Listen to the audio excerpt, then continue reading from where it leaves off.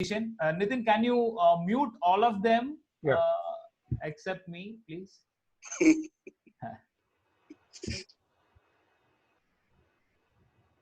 I will unmute. Okay, fine, great. Hello. Yeah. So once again, welcoming you to all. This growth hack session. So basically, this is intended to have a real impact on the real businessman or entrepreneur's daily life. That was actually the intention of this particular series in PMA. We usually conduct a lot of seminars, workshops, and all, but this session, what we're thinking is we should go one step further on giving real-time solution to the real-time problems what the businessmen are facing at this particular period. So the format of this session is first session we'll always have one expert talk by some of the eminent persons or on some good topics which is relevant to all the business communities. Second topic will be an action-oriented session where some of us will share some of the real tips on getting some things solved in a real business. So today, for that, we are fortunate to have Suresh Menon sir, who was an ambassador for one of the African countries, Malawi, and he has just retired and settled back in Palgad. And happy to inform you that he is also a member of PMA. We are fortunate to have him as our member. So he will be going to deliberate on how, as a businessman, how you can explore the African market. Even though we got some African persons here, like persons who are already gone there, and I'm sure this is going to be an exciting session because, in fact, personally, I have been to him to understand if my product can be taken to African market. I had a 1-hour discussion with him. I got a lot of points, and the first 30 minutes we are going to deliberate on that. And second 30 minutes, there will be a question answer session. And after that, we will start the session on understanding some of the basic things or basic ratios of how to read a balance sheet. So basically, this is a lacking stuff. We all prepare balance sheet in regular terms, regular intervals in our businesses. But we rarely understand how the ratio works and what we have to understand in different scenarios, whether it's a banking scenario or to understand ourselves. So Nithin, our secretary, who is a chartered accountant, practicing chartered accountant, who will be taking us through how we can understand our, some of the very important ratios which all the entrepreneurs or businessmen has to know when evaluating a business. So these are the two sessions. And without wasting much of the time, we have got almost 21 participants here. Participants already joined here. So without wasting much of the time, let me invite Suresh K. Menon sir for his deliberation on how to explore the African market. Over to you, sir.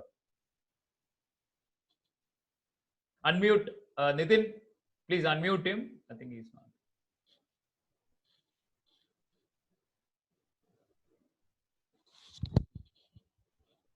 Yeah, I think yeah.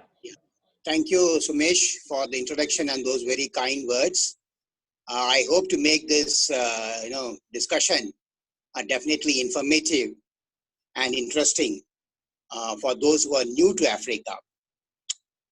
A very good evening and namaskarams to all PMA members, friends of PMA, and others who are joining the Zoom session, especially a friend from Zambia. Before I begin to speak on the topic, exploring new opportunities in Africa, let me first congratulate and thank PMA for organizing this talk. I've been associated with PMA just for the last, I think, 3-4 months. And I'm really glad that I came across them and took membership also with them just a few months ago. I have become a resident of Palakkad since September 2019 only. And, because of the lockdown and so on, I have not been able to move out of Palakkad also. And perforce, I have been staying here in Palakkad for the last 8-9 months. And this would be the longest duration I ever stayed in Palakkad or rather in Kerala itself. Thanks to the lockdown. Anyway, but even during these lockdown days, with so many challenges confronting all of us, PMA has been doing an excellent job, I can say. Every day morning I look forward to your WhatsApp messages reminding us of the Zoom sessions that are due, the webinar sessions that are due. And in fact, I really never realized that we are actually during the lockdown days. Anyway, I'm a retired person now. I don't have much to do. So these Zoom sessions have actually been keeping me engrossed. Apart from your own sessions, there are other sessions also that I keep attending and very informative. So hats off to Sumesh and your very young team who have been really proactive during these lockdown days, especially on updating all of us on the lockdown scenario in Palakkad or in Kerala or India, updating us on various orders, on almost on real-time basis. I know this is not easy. There's somebody really slogging out over there in PMA. Now, thank you once again. And so friends, when Sumesh proposed this idea of a talk on Africa, due to my experience of having worked in Africa, I thought it would be a very nice way to share my experiences and I thought of sharing those thoughts with all of you. Briefly, I'm not going to share any trade statistics or boring, data, etc. with you because those things are all nowadays available in the website. Those who are interested can always go to a website of Ministry of Commerce, who have got an excellent data profile of Africa and various other countries. So what I will try to do in this, brief 30 minutes or so is to share my own, thoughts of Africa. And because having interacted with a large number of Indian businessmen and African businessmen at the other end, I think I have got a fair idea of the expectations of both of us. But as I know, PMA has very few or rather very little interaction with export markets, and their members are also not very, I think, tuned to how the export market and other countries function. I first thought, let me just share with you of the basic, African continent itself in a very broad airy way, so that you have a kind of idea of what is the continent you're actually going to deal with. Generally I find we Indians and rather Asians also, to some extent, still carry with us an image of Africa as a dark continent. And unfortunately, this is because our colonial masters, who are masters in creating the narrative, left that thought with all of us, and we still continue to have the same thought. And somewhere in the imagination of us, we still continue to perceive Africa as a dark continent, which unfortunately, sadly, I would say, we are all very badly mistaken.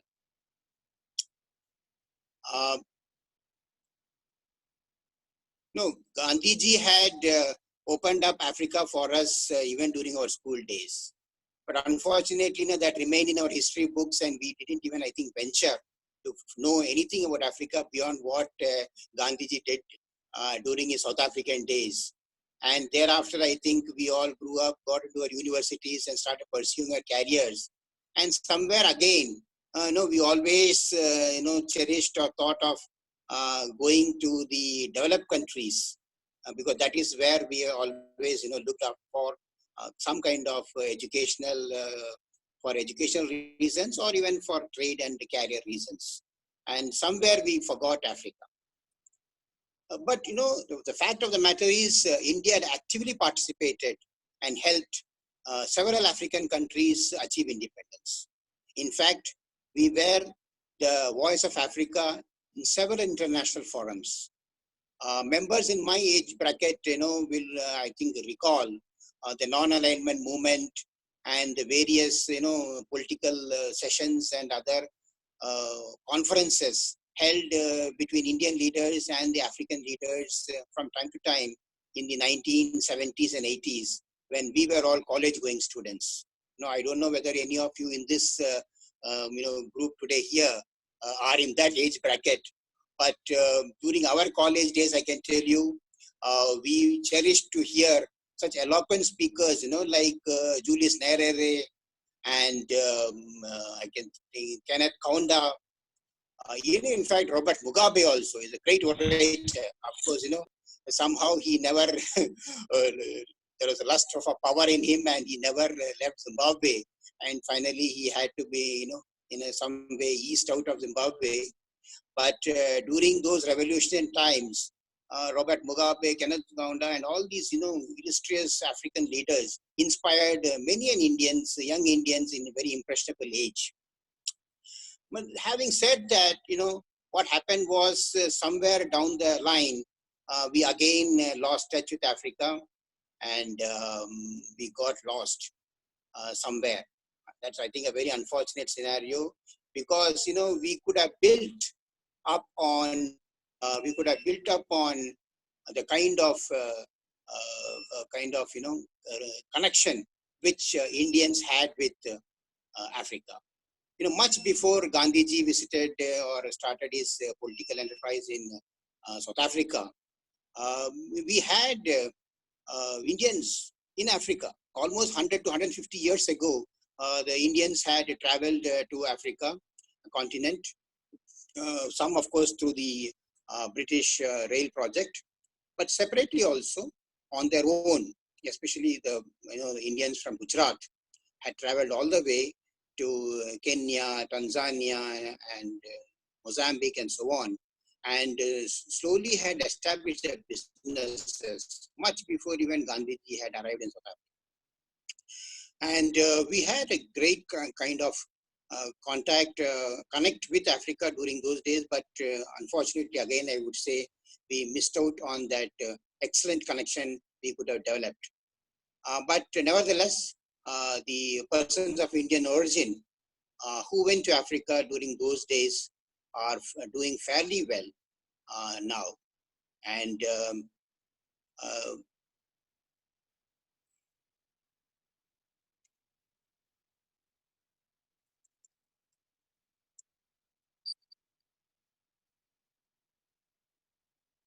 are doing fairly well now. I do not know how many of today's listeners have been to Africa as tourists or on business visitors, or have even resided there. But having served in Malawi for a couple of years, and having the opportunity to have visited 6 African countries during my official engagements, I have been lucky to visit Uganda, Kenya, South Africa, Botswana, Namibia, and even Rwanda. And the kind of changes and developments that has taken place in these few countries and in several other countries which I have not been able to visit are really amazing.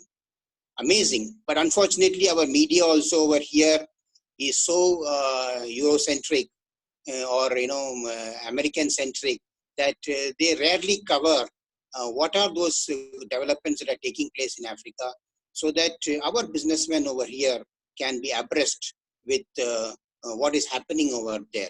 I think that is again a very sad tale, but somewhere it's like associations like PMA and other associations who somehow have to tell our journalists over here to start covering the African continent also, because that is where all action is. In fact, it has all got saturated in various other continents of, the European continent is literally saturated for us. So is the Southeast Asia.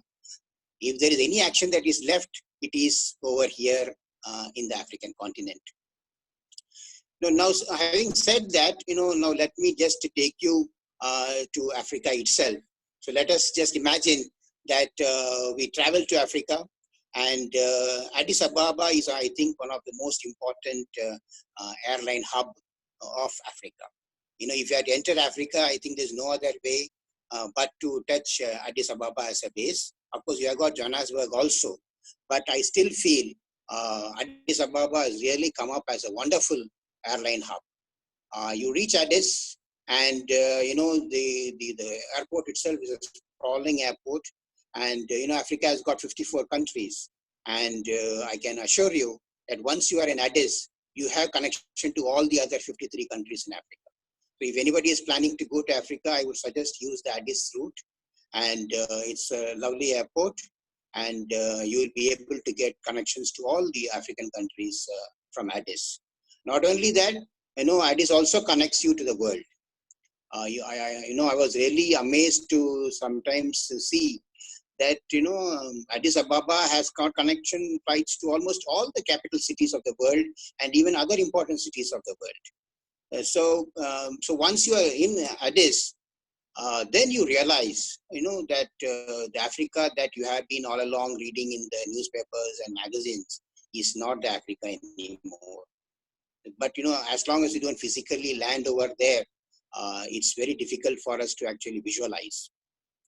Now, for, those Indians who are slightly keen on how to travel to Africa, I will just say that an average economy fare to Addis costs you around $500 to $600 for an economic fare ticket.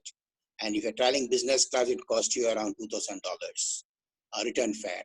And Ethiopian Airlines runs almost 2 flights in a day. And I think that again is a surprise. 2 flights in a day. Ethiopia has got one to Mumbai and one to Delhi. And the last I heard was Ethiopian Airlines is also planning to start direct flight to Bangalore. So it will be very close for us. And, anybody who wants to travel from southern part of India, always we had this problem that we had to go all the way to Mumbai and from there take a connecting flight. And now once you have this Bangalore connection, I think just because of this COVID, things have got slightly postponed. But Ethiopian Airlines was planning to start direct flight from Bangalore. And the fare was going to be something around $600 to $650, which I think is very reasonable. And so that is about the flight connectivity. Of course, there is a challenge that we all Indians face in the form of getting a visa to go to Africa. That is still a bit cumbersome, though I know they are trying to take measures to ensure that visa is available online through e-visas and kind of things. But I think it will take some more time before the visa regime gets normalized. But I can share with you, insofar as visiting South Africa is concerned, things have become much more easier. India and South Africa are members of a group called the BRICS group. And because of this BRICS connection, we have got some bilateral visa treaties signed, which has ensured at least business visitors will get long-term visas easily. And as far as I know, nowadays it is much easier to go to South Africa from India. And we have most of the important African missions, embassies or high commissions in Delhi. And you can apply to them. And I know you can apply even distant, you can post your passport to them. And I know that they affix visas. And many of countries, even Malawi for that matter, has got e-visas nowadays. So that's on the air travel and the visa front. I thought this is also an important information. Many times when we were working and serving in Malawi, there were businessmen ringing us up all the way from India just to inquire on these small trivial issues. Though much of these are available nowadays in web also, but I thought let me share this also with the PMA members, which some of you might find of some use. Now, Africa, again, I come back to this perspective of what Africa means to different people. So this is something on that the proverbial line we have, where 6 blind men were asked to describe an elephant by touching the elephant. And, each had their own perspective of how an elephant actually resembled. And I would, use the same analogy for Africa also. What happened was there have been some businessmen who have gone to Africa and burned their fingers, and they said, Africa is a country where you can just do no business at all. But on the other hand, I know there are many Indians who are doing flourishing business in Africa. And for them, you go and meet them and interact with them. They are always, willing to help you out and give you the right guidance to say how nice it is to work with our African friends and how easy it is to do business with them. And despite some of the challenges most of them face once in a while. But overall, the general impression of most of the businessmen who have been interacting with the African businessmen for a long term have had wonderful experience. Business is difficult nowadays, and more so in the African continent. But the general impression that everybody who has done business with Africa is that it's a place where you should explore. And I also, agree with those opinions of those businessmen who are exploring the African market. But whatever be the case, it is actually a matter of great pride for India that today over 3 million people of Indian origin are in Africa. And they are all doing fairly well. They are definitely much better off than the natives there, which sometimes is also a cause of deep worry for all of us. Especially when the local politicians there sometimes take the nationalism agenda to browbeat them to score some political points. Nationalism in that context, when it goes against our own countrymen, looks like a very dirty word. Sometimes we can be very narrow. Human beings can be very narrow when it comes to what nationalism means. The persons of Indian origin in Africa, own and operate normally traditional businesses. They trade in textiles, FMCG goods, building materials, hardwares, electronic goods, run some of the top hotels and restaurants. They own supermarkets, or even sometimes in some countries own a chain of supermarkets. They are dealers in premium auto brands. They are engaged, of course, in the import and export business. They operate Indian and international schools, and nowadays even are deeply involved in the real estate business. Of late, I have seen Indians started to dabble in the health sector and other new emerging enterprises like the information technology, IT, contract farming, tea and coffee plantation, mining, edible oil production, petroleum, and logistics. So these are all new upcoming areas with huge potential. And other than those traditional areas, I find there is a huge business opportunity in these new areas that is emerging in Africa as Africa emerges from a developing country or an underdeveloped country to a developing country. And that is one, I think, takeaway that I would like to share with the PMA members over here. One small digression that I would like to make here is about the raw cashew nut trade that is there between India and Africa. I don't know how many of you really know this, but the raw cashew nut trade between India and Africa is running into millions of dollars. In fact, in Malawi, I came across a businessman from Elapuli in Palakkad who has shifted his base from Tanzania to Malawi, who has been dealing in the cashew trade for quite some years. There's another businessman from Thrissur who has been in Tanzania and has recently shifted to Malawi, again involved in the cashew trade. India's imports of cashew nuts from Africa, especially from 3 countries, that's Tanzania, Ghana, and Ivory Coast, crosses $1 billion.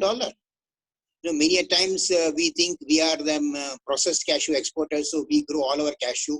That is a fallacy. We are exporters of processed cashew nut, but we are running heavily short on the raw cashew nut market.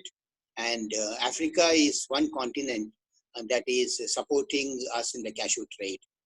The other major exporter of raw cashew to India is Vietnam. They also grow wonderful cashew nuts. And these are, Vietnam and these 3 African countries actually meet most of our cashew requirements. And if the cashew processing industry here in Kerala is doing good business, it is only thanks to the cashew nut that comes from Tanzania, Ghana, and Ivory Coast. And there are a large number of Indian businessmen who are based in these 3 countries who are exporting container loads of cashew once the cashew crop starts getting cultivated. So I thought, let me just share this small tidbit while we on this topic. Africa of the 2020s is very different. They too are reaping the young demographic dividend just like India. This generation is also very aspirational, just like our Indian young generation.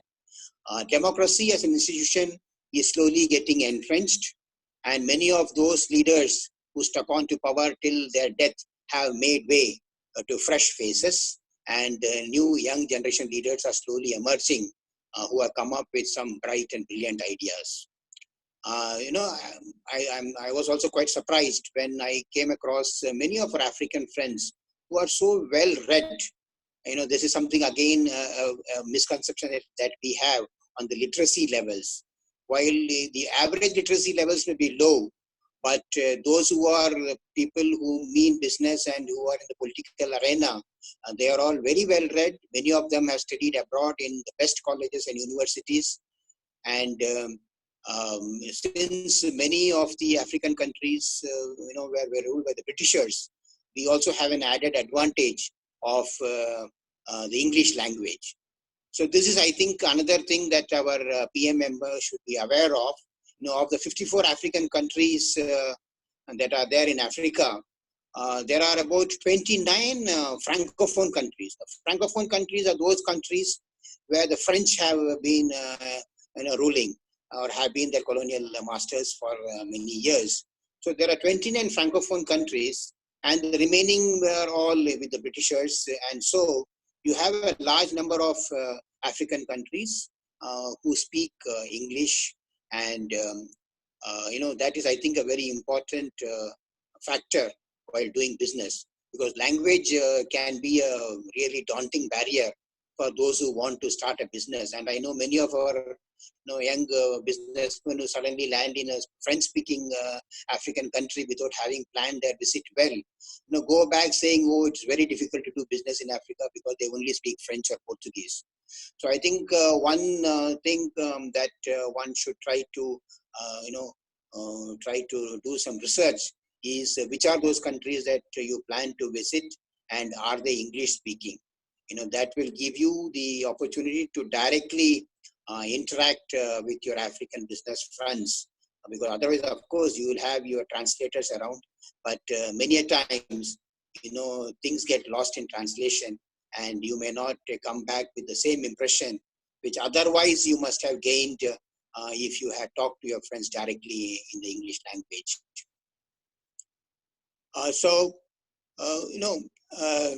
But there is, of course, one fact that we all have to recognize, that corruption is still endemic in Africa, and military has a kind of a role to play in the civil affairs.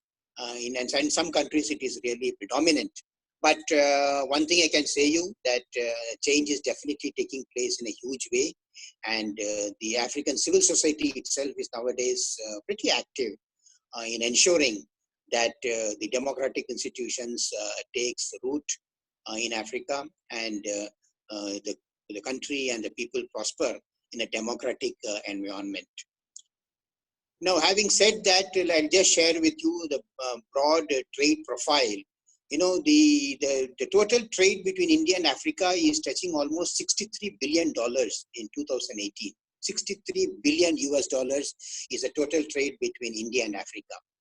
And of this, around US $27 billion is India's exports to Africa.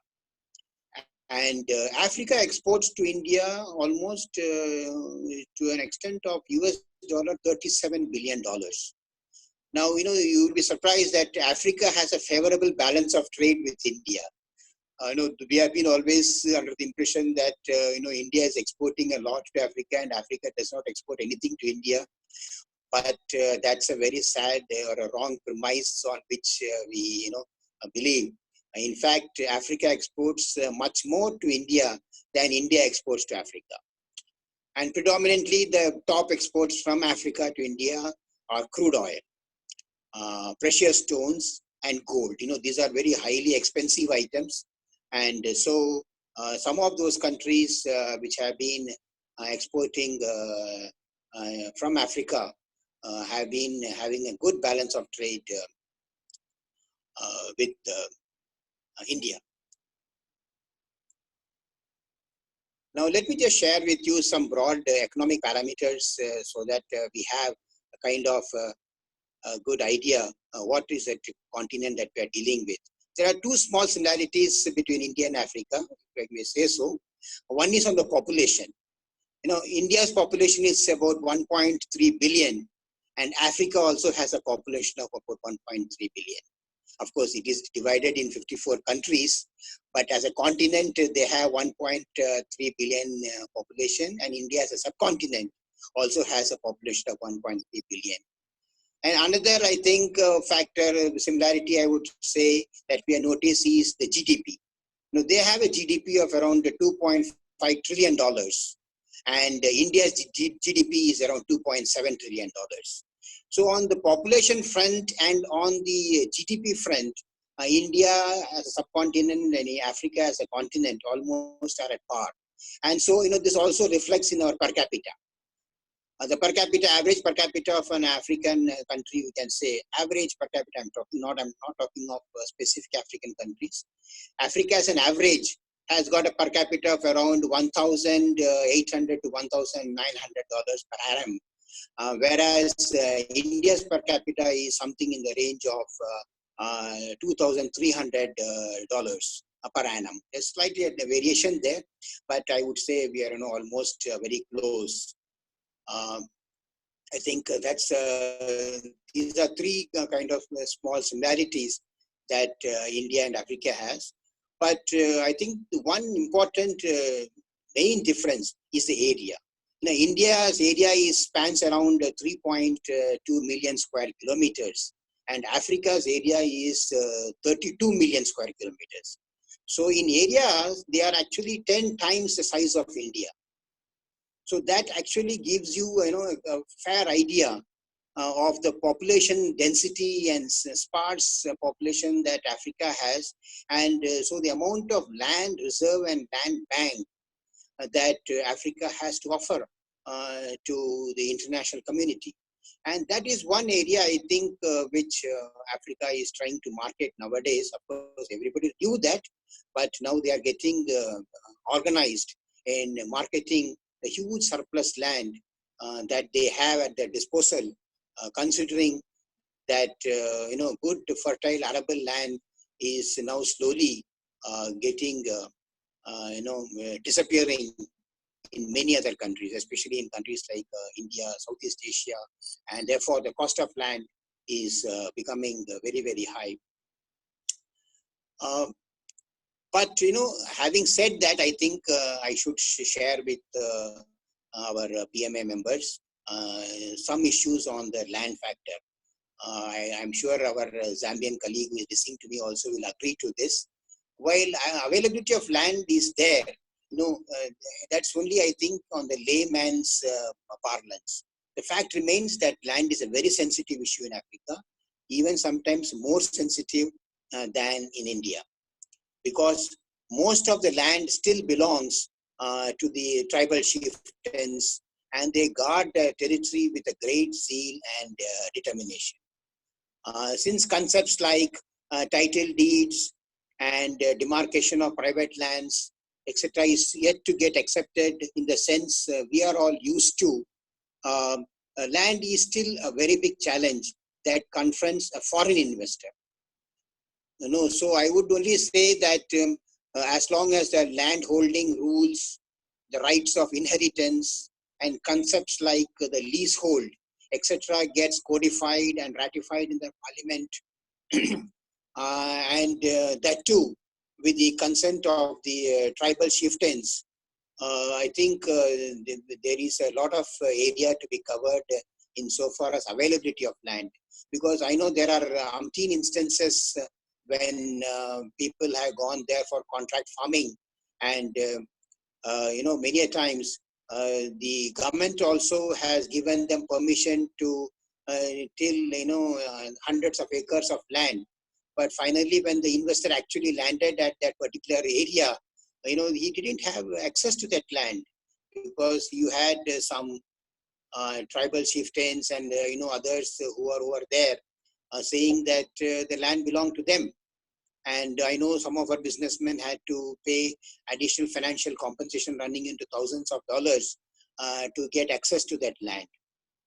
So while land is available there, and there is this huge opportunity of doing contract farming and plantation and so on, this is, I think, another major challenge that I think many of our businessmen should be aware of, and they should not be caught off guard insofar as great and good proposals that they may come across for contract farming and so on. Insofar as Malawi government, since I have worked there, I can share with you that they have also realized that as long as good arable land is not open to foreign investors, it will be difficult to actually market various projects over there. So Malawi has embarked on a very ambitious program called the Green Belt Initiative. Now, in this, what they are trying to do is the government of Malawi itself will become a partner for contract farming. So in that case, what happens is, things like access to land and things where you need the support of the locals, the chieftains and so on. The government of Malawi will take over those responsibilities, and the investor would be left with actually handling the business part of the deal rather than getting into micromanaging some of these local issues. So the Green Belt Initiative is, I think, a wonderful initiative launched by Malawi, and I know that many other African countries are also looking into some such programs to ensure that investors who are coming to Africa for farming do not get carried away or do not get squeezed out because of these concerns. One another thing that I think I would like to share with many of our members over here is the large amount of African diaspora, just like we have the Indian diaspora who remit huge amount of foreign exchange to India. Africa also has got a large chunk of African diaspora working abroad, and their annual remittances almost reaches figures like 35 to 40 billion dollars every year. Indian, of course, foreign remittances touches around 70 to 80 billion. But this, I think, another area which many of us do not realize. And so that is also one of the reasons why in some of the African countries you do not see the kind of abject poverty that many a times you think is there, because they have a kind of connection with foreign exchange coming to these countries, though they may not actually be very gainfully employed within the country itself. And having worked and served in Africa, another I think wrong misconception of Africa is that they are poor. I really did not find much of poverty in Africa, because we, while traveling to within India, also come across many pockets of poverty here and there. But I have not at least come across that kind of abject poverty in Africa. Maybe I have not been able to travel very far and wide. But nevertheless, I would still say that I had tried to travel as much as possible. And, the poverty that we normally imagine is not there in Africa. Maybe some of those countries like Sudan, Chad, Mali, and even some parts of Congo, etc., may be having some abject poverty. But of the 54 countries, I would fairly say around 60 to 70% of the countries are not having the kind of poverty that normally we keep imagining over here. So I think that is one misconception that we should remove from our thoughts. And there also isn't much of a malnourishment in Africa among the children and adults. And the FAO and various other international NGOs are working nowadays in the health sector and are on the ground almost in every African country. And they do have these calamities once in a while of floods, famines, and locust invasion and so on. But these international NGOs get into action very quickly, rather very rapidly, and mitigate some of those calamities that the African continent faces, and the children and the families are able to escape these kind of natural calamities. I would say, in fact, I would go a step further in saying that nowadays the European countries have now a great vested interest to ensure that such calamities do not occur, because they have seen that these types of calamities leads to mass migration to Europe through the North African borders, and Europe is just a few hundreds of miles from Northern Africa, and they had to just cross the Mediterranean Sea, and there you are on the banks of Italy and Sicily and so on.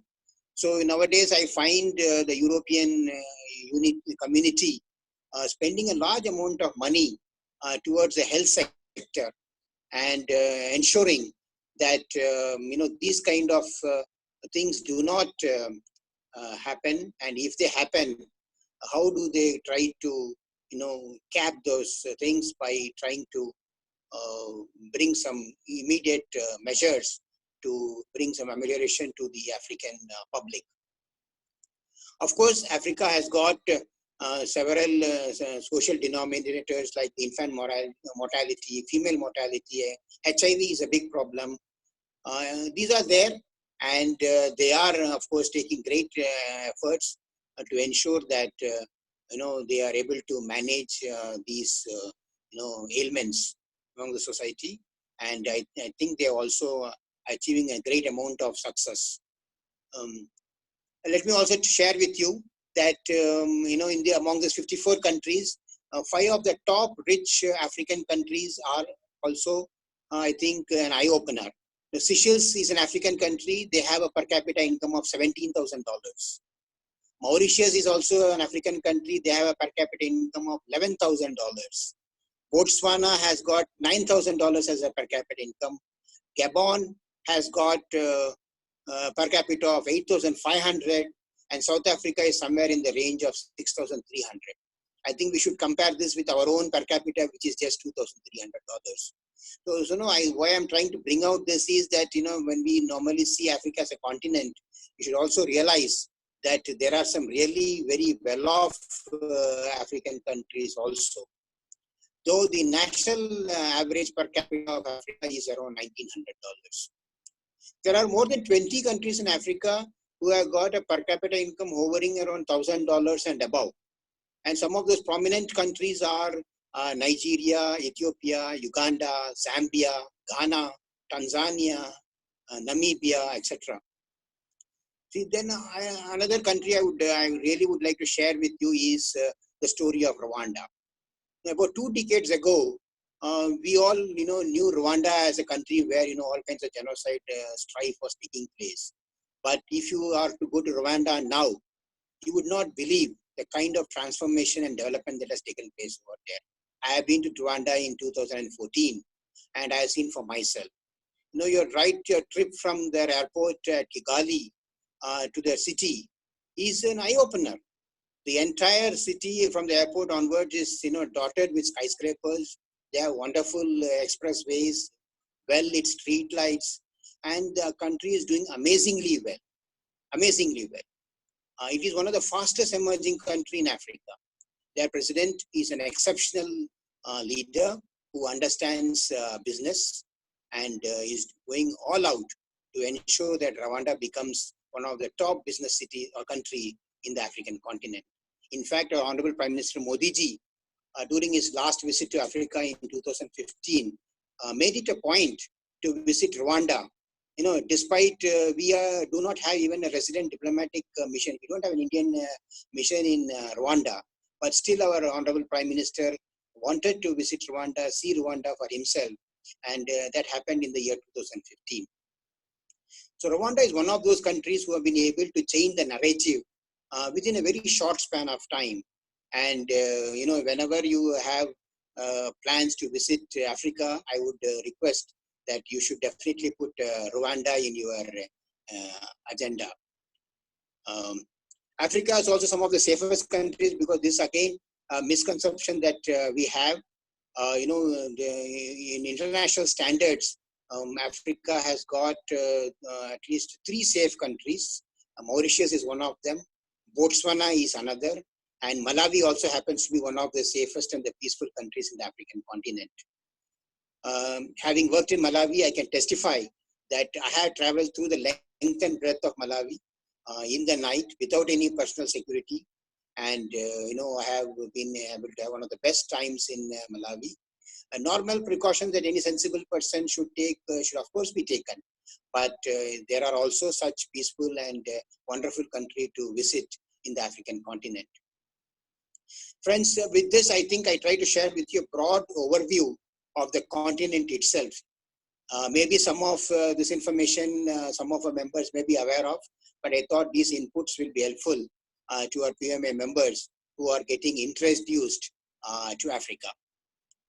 Now, coming back to Africa, I think another, very important information that we need to know is, the African continent realized that to have a common voice in the international forum, they need to kind of have an association of the African states. And so in 1963, they set up the Organization of the African States. It had 36 African countries as members. And the OAS headquarters is located in Addis Ababa, Ethiopia. But then as new countries emerged in Africa, new countries gained independence, the OAS, that is African Organization of the African States, slowly changed into an African Union. And in 2003, the African Union was established. Now African Union has 55 countries as members, and most of the African countries are members of the African Union. Friends, my reference to the African Union is due to an important role that they are now playing to raise Africa in the international arena. In May 2013, that 7 years ago, African Union in one of its memorable meetings chaired and came out with a 50-year plan, called Agenda 2063. It was time to coincide when the African Union will celebrate the Golden Jubilee in 2063. Agenda 2063 has set an ambitious goal of attaining a combined GDP of US $29 trillion from the present US $3 trillion. The kind of ambition that they have set is really amazing. India has not yet dared to set such an ambitious agenda. We have at present set a goal of achieving around US $5 trillion by 2025. But Africa has set a goal of reaching $29 trillion by 2063. Another 2 very ambitious goals that this agenda has set, that this Agenda 2063 has set, is that by then they want to have an African continental free trade area. They want to ensure that by this deadline, services will flow through the borders of all the African Union 54 countries. And I think that's a great, vision they have. Another, I think, important vision they have laid for themselves is to have a kind of an African passport. Just like the European Union went ahead and when the European Union was formed, they had the European Union passport. Similarly, they too have such a plan. But if that is going to be a bit cumbersome and difficult, they are definitely working on a visa-free regime. So what would happen is in the next few years, Africa is slowly going to remove the visa barriers that they have amongst themselves, so that the African citizens, the businessmen and the workers can move freely within the continent. I think these are some of those wonderful visions that the African continent has laid down for themselves. And I'm sure despite the challenges that they are facing in the coming years, they will be able to overcome those challenges. And in fact, what I can see is that they have small geographical groupings like the SADC, COMESA, and the East African Community, and so on.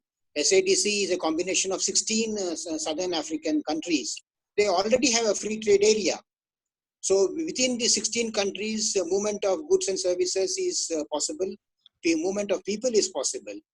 So, they are slowly integrating in a small way, and over a period of time, I think all these small geographical groupings will merge into one large geographical grouping.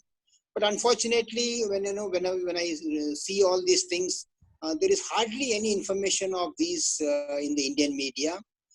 We really do not know what is happening in the African continent, but this is how things are moving around. Got it. Yeah. I think, hello. Yeah, Suresh, you want to say something? Yeah. So actually, I think there will be some questions, or due to interest of time, I think there is some questions which will be piled up. Okay. So if can we open up if you have just Yes, completed? I think so. Yeah, we can. So that we can just for Yes. members, if you can just if you got any questions, another 5-10 minutes, if we can focus. After that, we can go to the next session. I'm sure there is a huge sir, that's a really massive, huge load of information you have passed it on, and really amazing to know a lot of things which we never thought of. And I'm sure there's a huge piece of information for businessmen and entrepreneurs. So let us open up this particular floor for a question answer session. So if you can just unmute yourself, and if there is any questions, please shoot. And please make sure that your question is very brief, so that we can keep track on our timing. Please go ahead. Can I ask a question? Can I ask a question? Yeah. Please make it very brief so that we can. Yeah. Suresh sir, I just want to know, about the, Chinese strategy of, getting into African countries. For example, whenever we go to African countries, I have seen, the Bank of China is there supporting the business people from China, and I feel that, they are grabbing some really huge business, especially on the infrastructure and all. So I think almost in every African country this is happening. So I just want to know what actually, I think it is an initiative of the Chinese government. So what is the, Indian government initiative to, help the business people? Yeah, please, Suresh sir. Hello. Yeah. Suresh sir. One second. I think he has accidentally left the meeting. 1 second.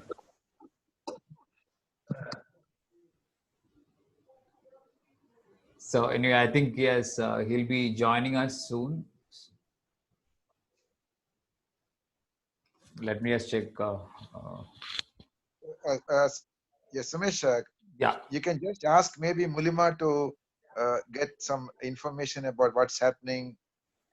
Yeah, of course. If you can just make it very brief, that will be great, because we have got another session of 30 minutes of by Nithin. So people will be. So if there is anything, yeah, Mulima, if you can add a few brief on the country, that will be great. By the time Suresh sir will also join us.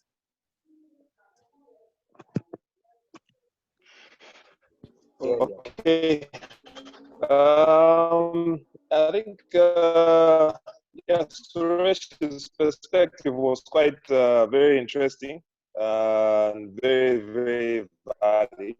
I think definitely I'm aware of the Africa continent to be implemented within the last couple of weeks, except for after this COVID-19 thing. This has basically been delayed.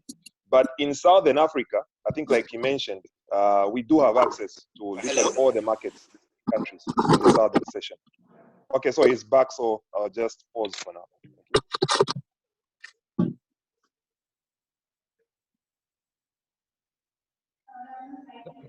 Hello, Suresh sir. Hello, Suresh sir. Yes, I can hear you. Yeah. I asked a question. In fact, I don't know whether you missed it. Actually, I was asking about, No, I got your question. In fact, I was, I had enough of material on the Chinese plans in Africa, but because of shortage of time, I'm not able to cover that area. But I agree with you. China is doing extremely well in Africa, and the Bank of China is supporting them. We also have the Exim Bank of India, who does support projects to be financed in Africa. So there are avenues available, I think I would only request PMA to organize one more session Sure. when I'll be able to, I think, share my thoughts on those issues. Definitely, sir. I think Praveen, we can have a one-to-one session, or probably another session on specifically. Thank you. Any other questions from the members, please?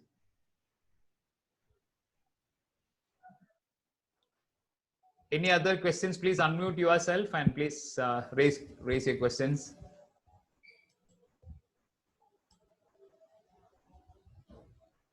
Okay, I think there is no more questions. Chat box. Let me see. Okay, so I think if there is no other questions, I'm sure this is a topic on which we can talk about almost a day.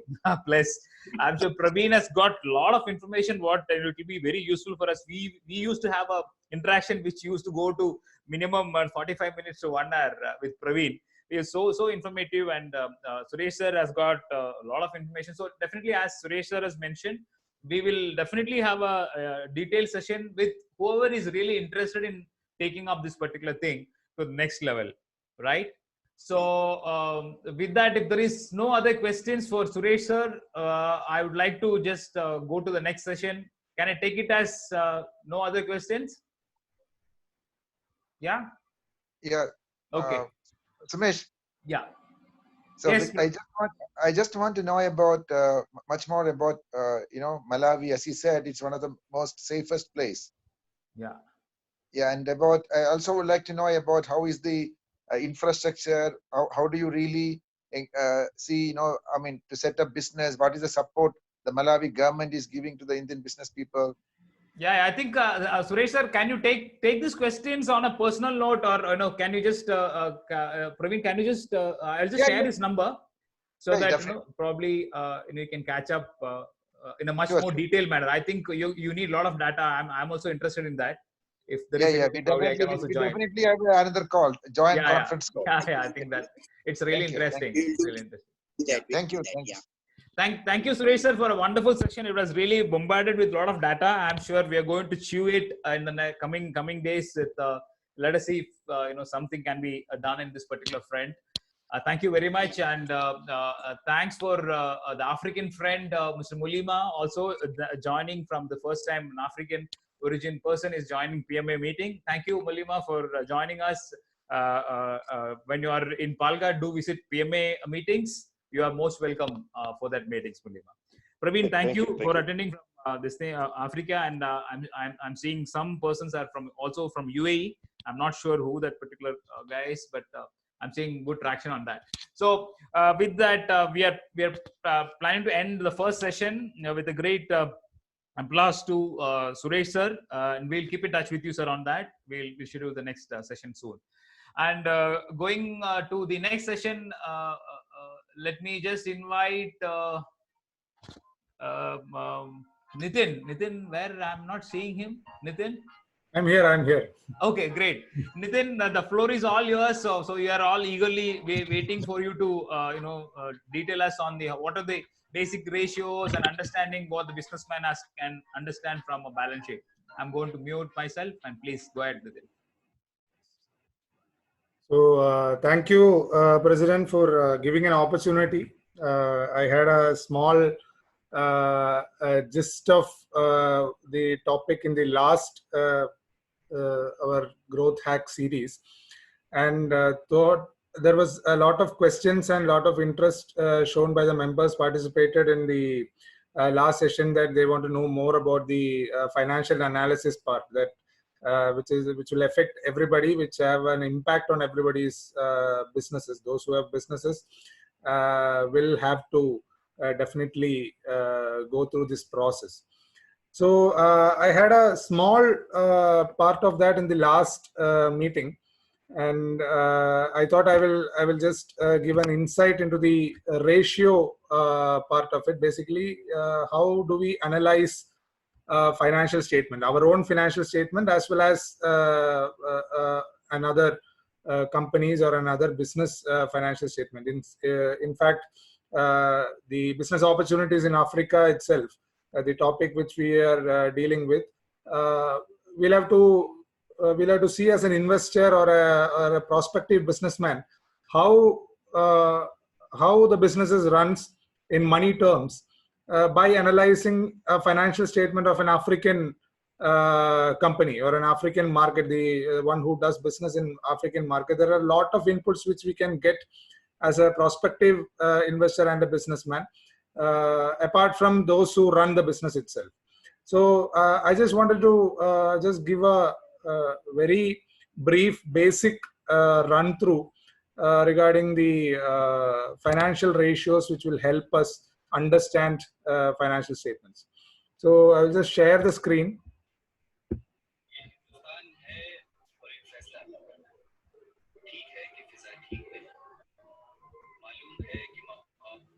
Yeah, can you all see? Yes, we can. So this is the brief topic which I would like to touch upon, that we all need to have this routine checkup of our own financial health. Our physical health, we do that through a scanning center or a doctor. But checkup of our own financial health, which is next to health, we keep wealth, and then comes the character usually. So the wealth part is very critical, because unless we have that particular financial health, our physical health will also get damaged. That is what we are seeing recently, and a lot of sad news like CCD, Cafe Coffee Day, the owner who committed suicide because of this financial stringence and stress, and basically because of the investor pressure. So where could have been gone wrong? What could have happened? And there are a lot of such events where people just go into a ditch, I must say, and a very bad condition because of the financial health.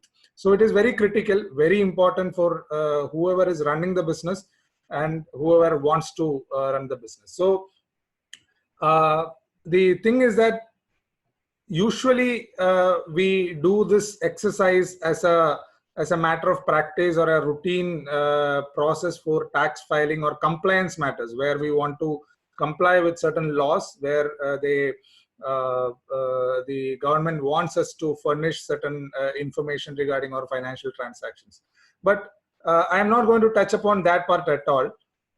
The focus is basically on what we would like to know, and we want to know, and we should know about our own business and financial health. So I would just like to point out certain ratios, certain financial parameters with which we can analyze how we are performing. So yeah, so basically I would like to start with understanding what is a financial statement, what we understand as financial statement.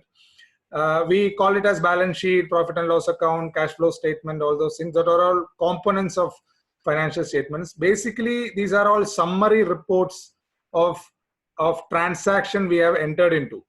And it is basically to understand what is the result of our business, and what is the current position of our business, and basically what is the cash flow which has happened over the period, and what is the cash available in a particular point of time. This we need to know at every point of time, actually. So in the last meeting, I had an appeal to all the businessmen and entrepreneurs that it is not an annual thing which you should do. That preparation of financial statement is not an annual thing, which is the ongoing practice, which has to be changed totally if we have to have a very committed and smart move of running a business. So this has to be done on a very periodical, short period time. Usually listed companies do on a quarterly basis, and they close their accounts on a monthly basis, and they analyze all these things, which is called Management Information System, MIS. That is what listed companies and huge corporates do on a regular terms, which is applicable for our own small businesses as well, because we need to know where we stand on the end of the month, and or a quarter or something. We usually don't concentrate on those areas because it is not the compliance or the law is not asking for you or for a small enterprise to do that. That is why we are not doing. But voluntarily, this is what everybody should do. So I have just, in a simple terms, why we are preparing financial statements. Those who don't prepare financial statement also are there. So why we should do that on a even at home.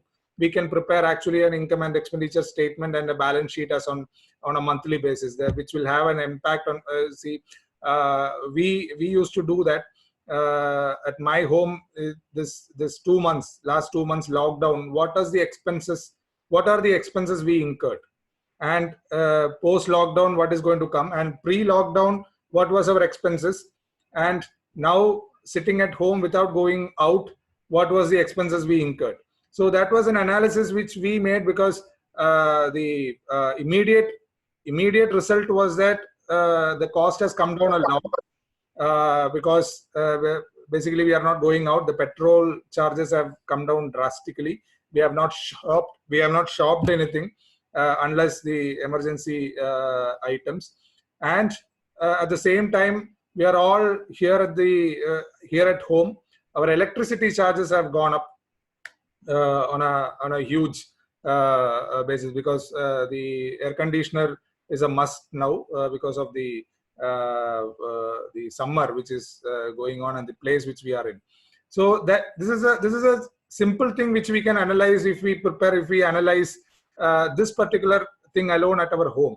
So when we do business, we need to know where all our expenses are going and how we are going to make our income and how much did we make. So basically the financial statements are prepared to know how much income did we make for a period and how did we make that income and where did that money go, what all expenses did we incur to earn that income, and with that income what all expenses did we do or which we incur. And we are bound to know whether our whole efforts ended up in a loss or a profit, which is very, very fundamental to know. And basically this is the income part of it. And with the resources and with the activities we are engaged in, what is the asset base which did we acquire or build? What assets did we build? What is the asset in hand for us, and what are the value of that asset on a particular day? That is basically a self-analysis of the business, that this is what I am worth of, this is what my business is worth of, but this is the asset I possess, this is the base which I have, which I can work on. So asset is basically whatever which stays with us. So how much did we acquire? That is a primary thing which we'll have to know. And whatever asset we are making, either it should be our own capital or somebody would have given you. This is the two ways which we will have money. That is fundamental thing. Either it should be our own money, it should be our own income we generated, or somebody else's gave you. So somebody would lend you for an interest, or somebody would gift you, or your family members would gift you. So you need to know how you acquired all these assets which we are depending upon. So this is though all the lenders and all the people who have gifted us or who have lent us is our liabilities. The next year or in some time we'll have to pay them back. So how much do we owe? How much do we owe to each party, and how important that is? So how much are we left with? All those things we can understand from this financial statement. So on a periodical basis. And basically the cash flow. Cash flow is the movement of cash inflow and outflow during the period. And how much are we left with? What is the liquid funds which we are left with? That is basically the cash flow. And all these things which we can know by summarizing the entire transactions and drawing it into a particular statement. So these are the components of or the contents of financial statements which we usually converse upon. So balance sheet, which is the summary of the assets and liabilities of our business, and from that we will understand where we stand, what is the financial position of a business. And income statement is basically what is the result of the business, the transactions, the income which we have made, the turnover we have made, the expenses we have incurred, and we ended up in a loss or gain. What is the result? Loss or profit, we'll have to know from the income statement. And statement of cash flows, where the movement of cash flows are we list down, and we understand where all the cash is generated and where all the cash is being dispersed. So from the analysis, we'll understand and we can make certain decisions that this is the area where we'll have to focus. So all those things we can understand from a cash flow. And usually in a financial statement, there will be additional information given to the readers of the financial statements about certain transactions, certain events which has happened in the business, which they would like to know, the readers to know. So those additional notes also will be given in a financial statement usually. So what are the benefits, which I've already given a small part of it. So the ability of the business to generate cash, generate profit, and what is the liability? What is the liability which a business is owing to different parties? And on a comparative statement, if you compare this year's performance versus previous year performance, this year's balance sheet versus previous year's balance sheet, we will get to know how much we have grown or are we going down. This is a trend line which we can understand, because there is a comparative statement. With comparative financial statements, that means previous years and current years, we can analyze how our business is moving. Are our turnovers getting better? Are we making better profits? Are we incurring more expenses this year? Or are we saving it? What did we do for that? Or is it the market because of the inflation or because of the rate change? Or these things we can understand by a comparative analysis.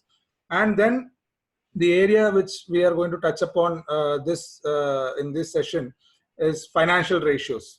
We can derive and analyze certain ratios with which which indicate certain condition of a business, which indicates certain profitability of a business, which indicates certain leverage, or which will help us take decisions, business decisions, management decisions, which is very crucial. We can do. It's not restricted to listed companies or a big enterprise. It is all the business decisions has to be taken by everyone who is running a business. So they are bound to know all these things. And then certain business transactions which we can drill upon, which we can go deep into. We can understand certain areas from financial statements, which we can with certain other information also will be provided.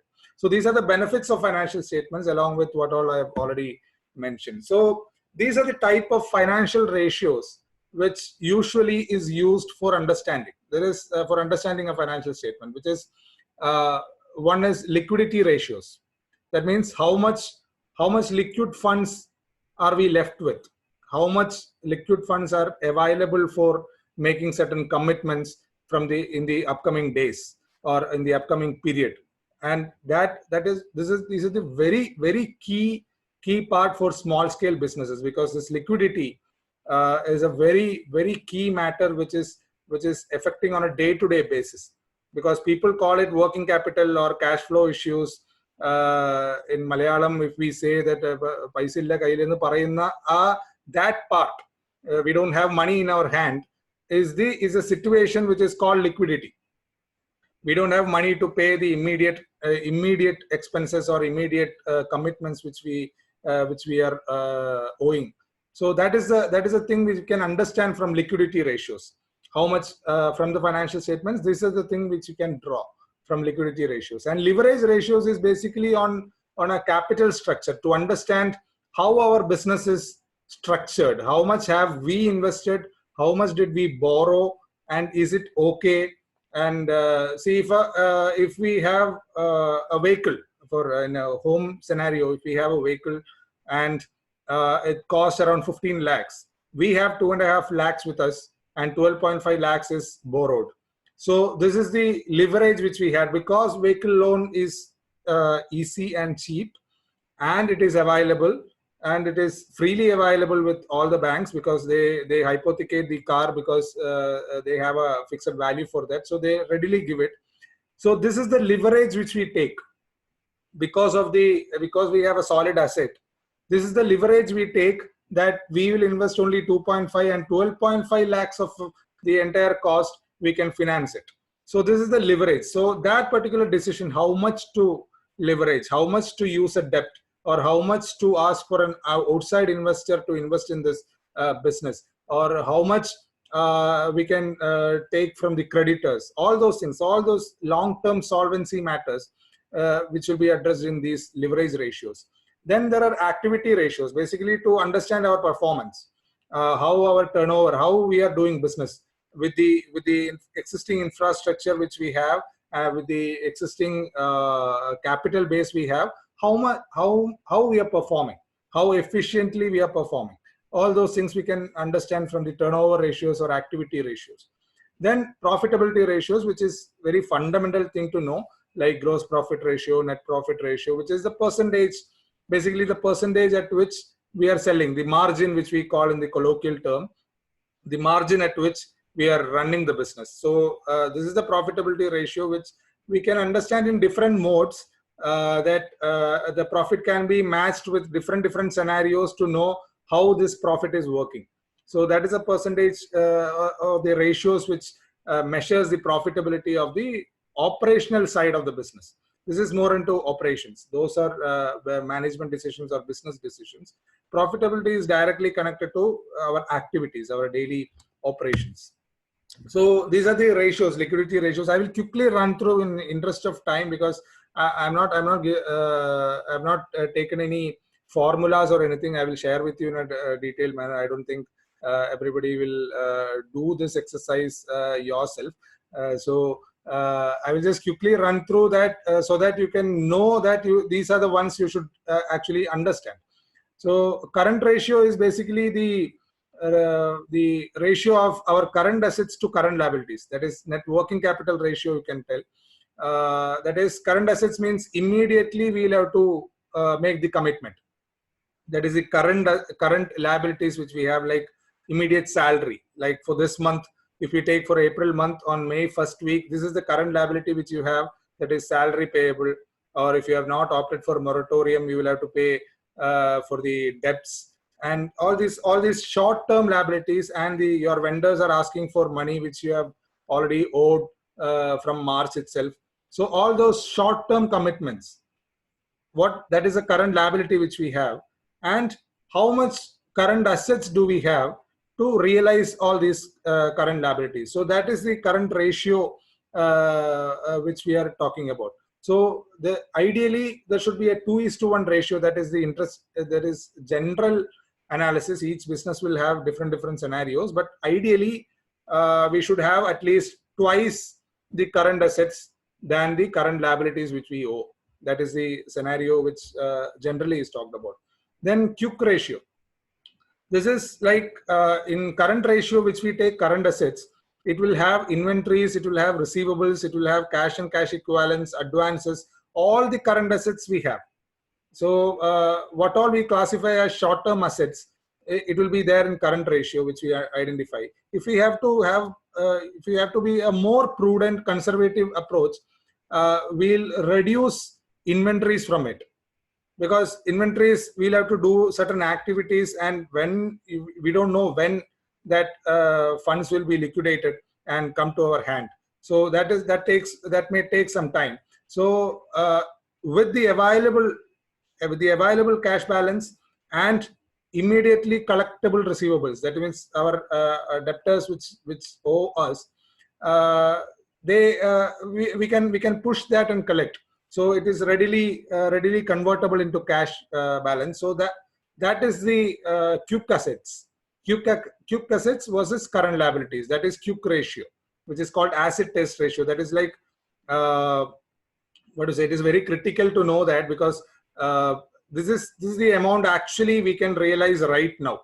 So that is the thing in QUIC ratio. Cash ratio is even more conservative, that with our cash balance available, cash in hand and cash at bank, with that how much current liabilities can we owe. That this is the very important part, or the ratio which we could have used during the lockdown time, because we didn't have any revenue at all, we didn't have any collection at all.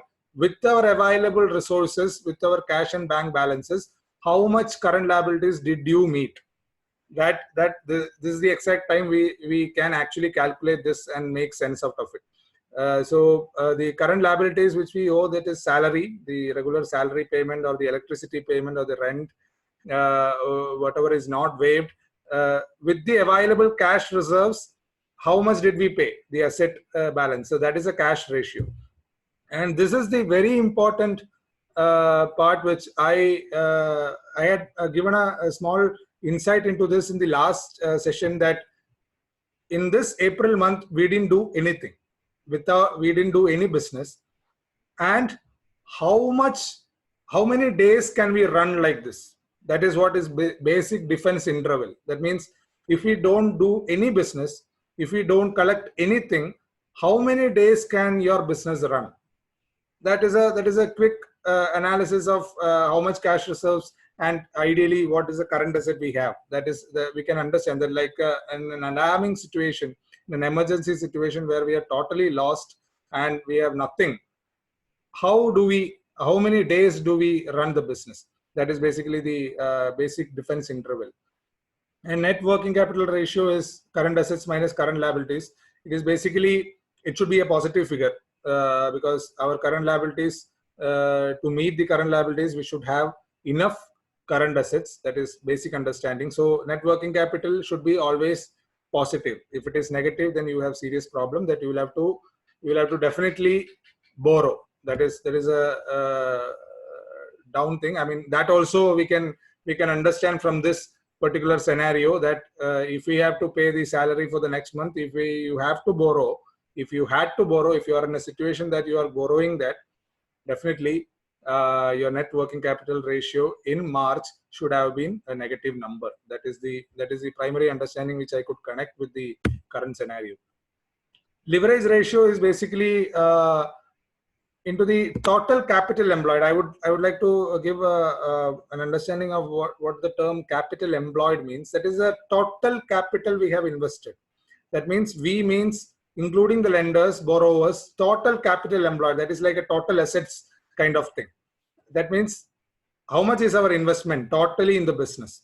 So in that there will be equity, there will be debt, there will be preference shares if a company is having, if it is a company and they have issued preference shares, there will be preference shareholders. Lot of other investors would be there, and there will be other unsecured loans also from relatives and all that. So all put together, what is the capital employed of a business? So in that, equity ratio is how much of the proportion is our own capital. In the total capital employed, what is our equity as an owner, as a shareholder, what is the equity part of it in the proportion that we can understand. And from the I will come to that. Debt ratio is the proportion of debt in that total capital employed, and debt equity ratio is the thing which I was going to say, that is total outside liabilities versus equity. That means how much have we borrowed. Like the vehicle loan case, 2.5 is to 12.5 means we have extended to a whole lot of the in the vehicle scenario. 15 lakhs is the total capital employed for that particular asset, and 2.5 is the equity part, 12.5 is the debt part, and debt equity ratio is 2.5 is to 12.5. So in ideal cases for vehicle it is understandable. For business, usually if your equity is 1 rupee, you can have maximum of 2 rupees of debt. If you go more than that, we could become a Vijay Mallya soon. So this is where he could have gone wrong, because he didn't have ample equity and he had huge debt at one point of time. The cost of debt took him to London, and he's fine now, but still that's the case he would have faced. And debt to total asset ratio, that is how much of your assets are financed by debt at one point of time. So when you list down all the assets and balance sheet, and if you see the debt part, if the vehicle case, the thing is 12.5 is to 15 lakhs. That is the debt to total assets ratio. If you have only vehicle as asset, that is this thing. And in business, you will have a number of assets, and you will have equity and debt as proportion. And the debt, how much of your assets are from borrowed funds, that you will have to understand always, because if you don't understand that, we could face serious consequences in times to come. And capital gearing ratio is almost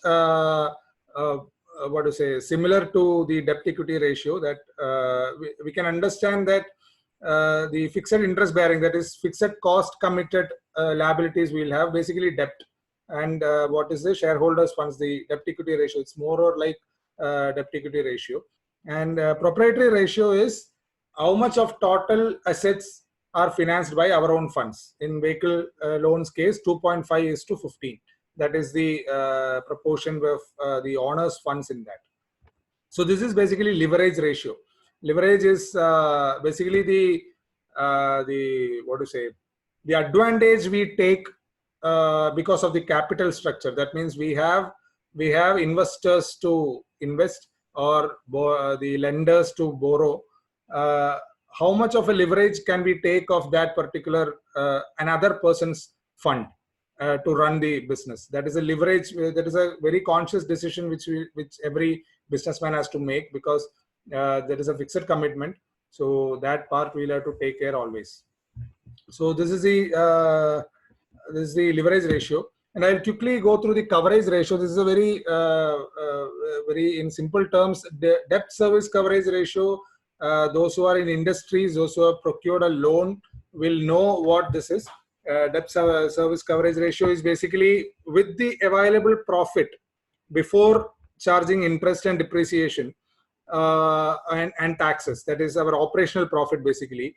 With that profit, how much of debt can we service? That means our interest and principal, basically EMI, with the available operating profit, how much debt can you service? That means interest and principal, not the interest alone. Interest and principal with the profit, how much EMI can you pay? How many times is your profit to service the debt? So this is a thing which every banker will do. A banker will analyze, because a DSCR is ideally should be 2:1. That means your if your monthly or if your yearly commitment of EMI is 1 rupee, at least you should make 2 rupees of profit. That is the ideal scenario. It's very difficult to attain that, but there could be businesses who will have that kind of profit also. And interest coverage ratio is again a drilling down of all those things. I'm just running through that because of time. With the available profit, how much interest could we cover, and how much preference dividend could we cover, and how much fixed charges could we cover with the profit, not the available funds which we discussed in liquidity part. With the profit on a particular period, how much fixed charge can we meet? So that is a business decision which we can draw from that particular analysis, because how much of a fixed charge do we have, and are we making enough profit to at least meet that? That is a very crucial part, and we all should know how our business is running in that sense. So most of the cases, these fixed charges will have to meet, because in our mind, our charges and our turnover will run because of these fixed charges will anyway come. So we'll be always concerned about it. But if we have certain analysis of this sort, we could better plan that particular thing. And activity ratio is basically your turnover versus certain parameters, like your turnover against your total assets. So that means how much of your assets have been used to make turnover. That means if you buy a computer, with that computer, how much turnover did you make? Or if you buy a vehicle, how much profit did you make from that? Or if you invest in a machinery, how much could you turn around and make it into a turnover? So that is the total assets turnover ratio. Fixed assets turnover ratio is again from the fixed assets, not the current assets, but the total asset is total asset. This is fixed assets. That means machinery, plant and machinery, equipments, furniture, all those kind of fixed assets. From that, how much turnover did we make? Capital turnover ratio is again from the capital employed, how much turnover did we make? Like 1 lakh did we invest? We made 1 crore of profit, means we are doing great. So that is a one indication we can do that. If you are making 1 lakh and you're still in turnover 5 lakh, there is a lot of possibility, or the business would be like that. There is other parameters which we'll have to consider. But knowing your business, you can make certain analysis from that. From the capital number, 1 lakh you have invested. From that, how much turnover did you make? So that you will understand a lot more about your own business if you analyze that kind of thing. Current assets turnover ratio is basically from the current assets which we have, how much turnover can we make. So basically there will be a link between working capital and the turnover which we are trying to make. And in working capital turnover ratio, there will be a lot, there is a lot of analysis which we could make. And important thing I will touch upon, that is debtors turnover ratio, that is how our collections are doing. That means on an average credit sales, usually we will have 1.5 to 2 months credit, or somebody will have 3 months, 6 months, or there will be ready cash. So there will be no credit at all. So how are we managing that particular account receivable part?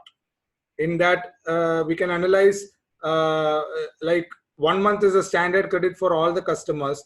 And if we analyze the average credit sales versus average debtors, we'll get the number of days which is outstanding. So on an average, it is 45 days, means our collection process is bad. We can actually talk to the person who is doing the collection part, or the feedback for the constant follow-up part. And that there will be an average collection period, which is called receivable velocity. That means on an average, how many days are we taking from the point of sales to the collection? So on analysis of that, we can actually push more into the follow-up part, or employ more staff into that, or we may have to renegotiate the credit terms by itself. So if you are getting it beforehand, then we should understand that we should make use of that and make the contract terms in that sense, and push more into making it less. And payables turnover ratio, the same thing into the payables part. How many days are we on an average taking to service one particular invoice? If you receive an invoice of a purchase of some software or server or something, you have been given 1 month credit. But if you are taking 45 days on an average payment period, there is something called average payment period. If you calculate that and calculate into the credit terms which you have entered into, you can understand there should be a negotiation, there should be a credit term reversion, or you will have to plan your working capital well enough to meet that particular credit terms. Because if it constantly exceed the credit terms, then we may have the fear of not the fear, the situation of losing that vendor over a while. They will make the follow up on a regular basis, but still the terms could become slightly this thing. So these kind of ratios, or these kind of eye openers, could actually invite our attention to areas which we otherwise don't do. So this is the part where the ratios will help you. Profitability ratio is basically gross profit ratio. That is the margin at which we sell a goods.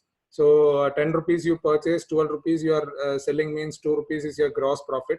You have not taken into consideration none of your other expenses, only your gross profit. That means 10 rupees is a landing cost. That means you purchased for 8 rupees, you took transportation cost 1 rupee, and loading and unloading charges 1 rupee. And at landing cost, if you have to sell that in your shop, 10 rupees is what you incurred, and 12 rupees you are selling. That means 2 rupees is your gross margin. So that is a gross profit ratio. You do that when you calculate, you reduce purchases and direct expenses from the sales, and you arrive at the gross profit. And gross profit versus your sales is your gross profit ratio. There is a percentage. Usually we all have a margin. We usually call it margin, a 10% margin, 5% margin, 2% margin, because if you see in steel industry or small provisions and all, it will be paisa, 40 paisa, 20 paisa. That will be very negligible part of gross profit. So in certain business it will be more. In software industry and all, it will be huge.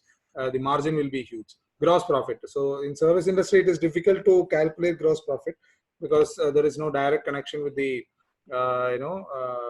the elements which we'll have to calculate. Net profit ratio is what we ended up. The percentage to sales. This much sale, 12 rupees you have sold, and in 10 rupees which we had a direct expense, and in 1 rupee we'll have to pay all the salaries, all the rent, electricity, and all those things. We'll have to take that into consideration, and net profit ratio will be calculated that way. Operating profit ratio is basically the percentage of profit earned from the operating operations, basically not taking into consideration the finance cost, the operating profit which we are left with the turnover. And expenses ratio, each of the expenses we could calculate with the sales, so that we can understand the proportion of expense which we are taking into consideration. And from an investor point of view, these are the certain things which we can analyze. That is return on investments. Basically, from the total investment you're making, how much is the profit, is the earning which we are expecting. So that is a return on investment. Return on capital employed is again the total capital employed including debt. What is the average earning part? And return on equity is again on the equity investment. What is the return which we are making? Earnings per share is per share. What is the profit which we are earning? That will analyze in a market sense, or when you invest in a business. This will be very key. Dividend per share and dividend payout ratio will be mostly into companies where we are getting dividends, and listed companies basically. So this is an overview.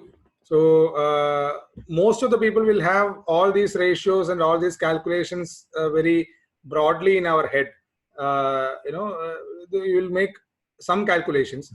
So but you document it and make it a point that you have an Excel sheet or something prepared by your accounts guy or yourself from the ratios which we have discussed, so that you will know whether you are doing great or you need to work on something in your business. So this is a critical part, and a self-analysis is the key part in this.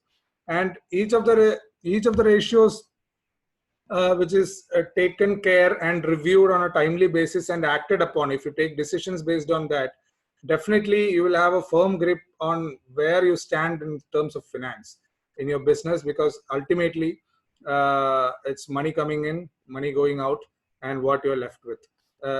You're bound to know, you deserve to know where your efforts have gone and how it has resulted in your in finance terms. So I wish all the entrepreneurs and businessmen a very successful business and the organization. Thank you so much for giving me an opportunity. Sumeshata,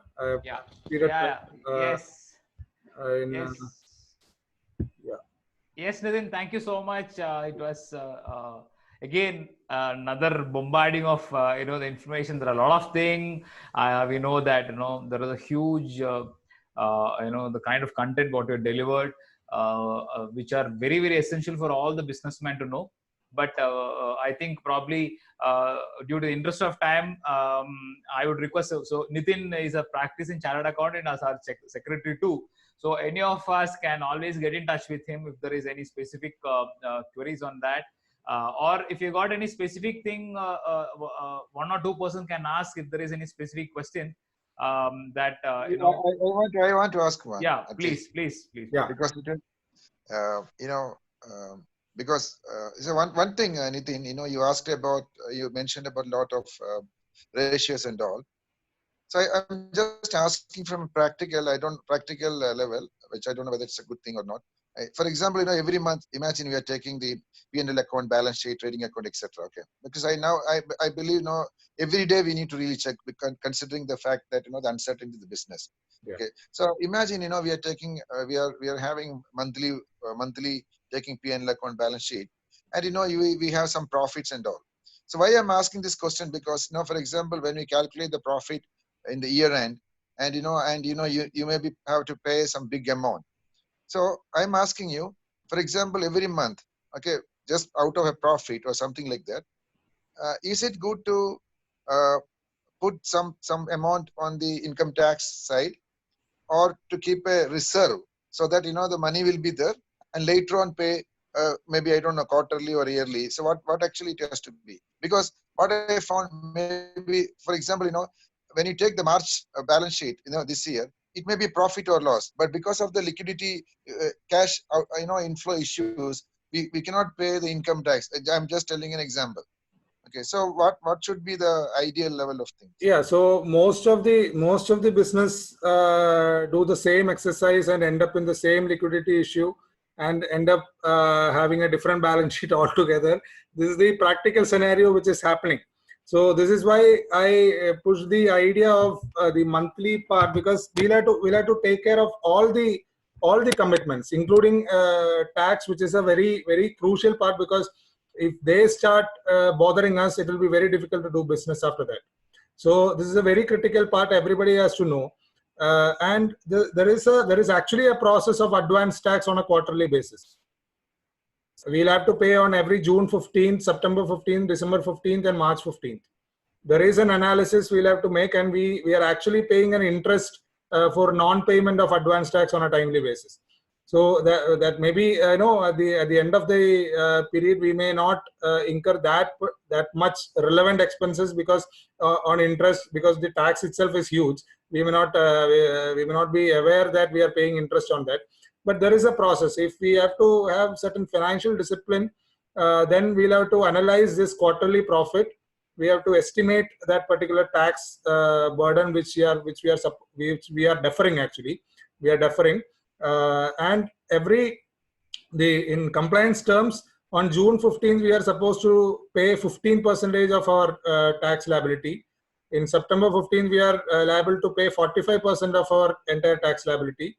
In December we'll have to pay 75%, and by March 100%. This is the law. This is the advance tax law which we are supposed to do that, and we are actually violating in every quarter, and we are paying interest actually on 1% per month. We are actually paying interest that we may not know, or it may be getting accumulated into the total number, but we are actually bearing a cost on not doing that because it is not very significant.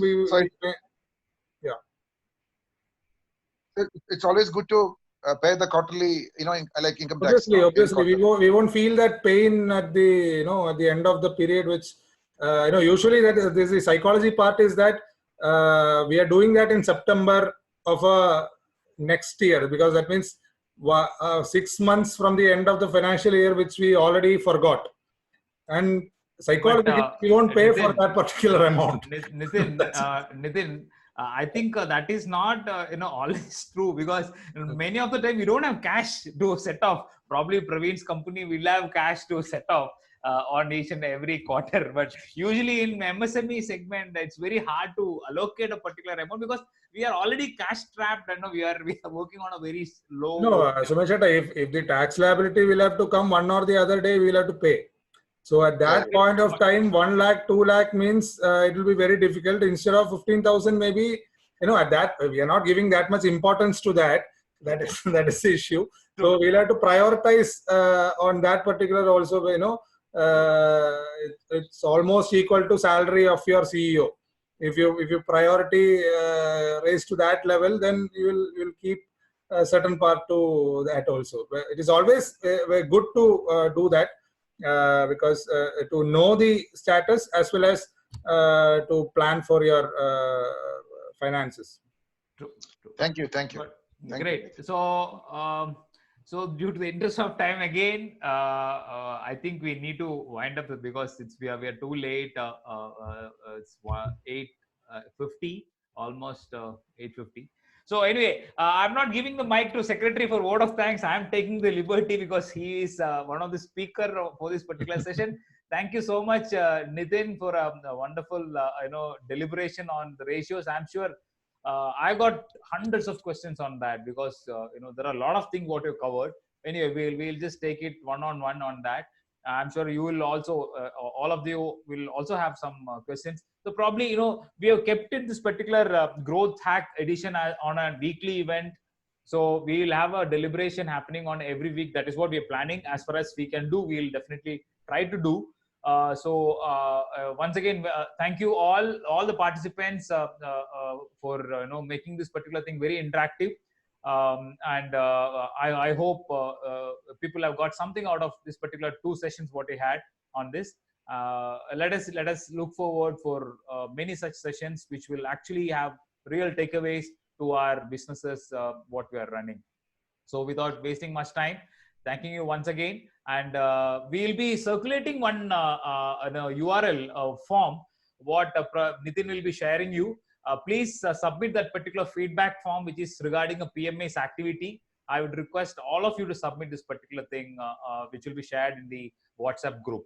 Thank you all and have a very good night. Even though I'm not doing the vote of thanks, I personally wanted to thank you for giving me an opportunity. No problem. Technically, this is my first PPT prepared session on something I actually do for a living. All the other topics and matters I've deliberated, but this is the actual first technical session I got. I got to present. So most welcome, Nithin. It was pleasure having you. Okay. Yeah. Thank you so much. Good night, all. Good night. Yeah. Good night. Bye. Thanks. Bye.